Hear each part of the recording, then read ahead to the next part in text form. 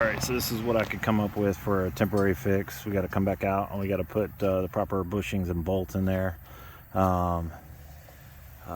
It's working just fine. I think we got plenty of support here. The movement is actually just a little bit in the arm and some in the plate. So, but that plate, the way the plate is it's great that it's got leverage all the way out here, but the problem is that it's bolted to this piece of wood and it doesn't have good leverage because the bolts are just straight up and down. If you would have put one bolt over here and one bolt over here, I wonder if that's actually public. That's probably his light poles.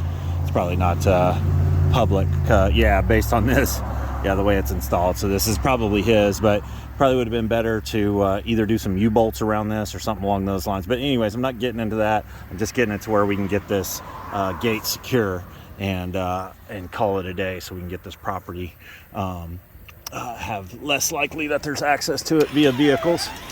So how you like that 1-inch rebar gate? It's got the soft stop on there, which I'm not necessarily happy with. But now let's take a look at the arm, the support arm, not the actuator arm, the support arm. Let's see how much movement it has in it. You got someone coming out of the gate. 10-4.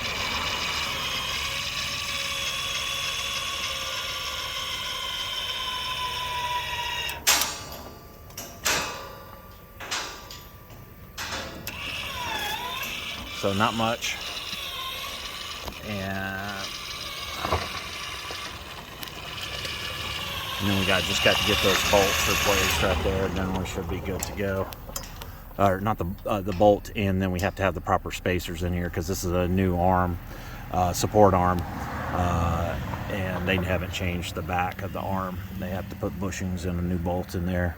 But that was the getaway to do it. They took the GTO piece on there, cut the support arm off, and then put it on there, and it's just not gonna work like that.